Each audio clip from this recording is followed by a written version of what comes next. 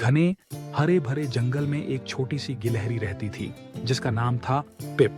पिप बाकी गिलहरियों से छोटी थी और कई बार दूसरे जानवर उसे डरपोक कहकर चिढ़ाते थे, लेकिन पिप के दिल में तो अनगिनत सपने और जंगल को जानने की जिज्ञासा भरी हुई थी।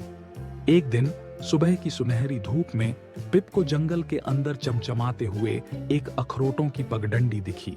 बाकी गिलहरियों ने उसे सावधान किया, बहुत दूर मत जाना पिप। समझदार उल्लू ने बताया है कि गुफा में एक डरावना ड्रैगन सोता है। लेकिन पिप की आंखों में चमक थी।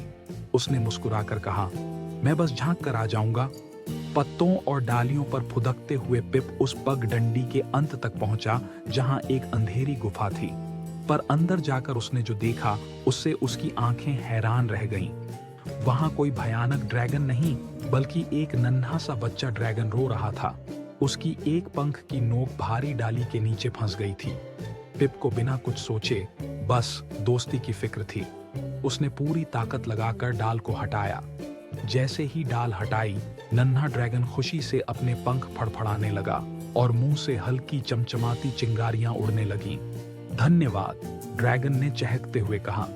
मैं स्पार्कल हूं, क्या हम दोस्त बन सकते हैं? उस दिन के बाद से पिप और स्पार्कल जंगल में साथ साथ घूमने लगे। कभी कभी स्पार्कल पिप को अपनी पीठ पर बिठाकर हवा में उड़ाता।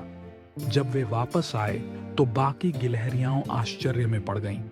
जो पिप सबसे छोटी और सबसे डरपोक मानी जाती थी, वही अब ड्रैगन की दोस्त बन गई थी। अब कोई पिप को डरपोक नहीं कहता था। सब उसे प्यार से जंगल की सबसे बहादुर गिलहरी बुलाने लगे।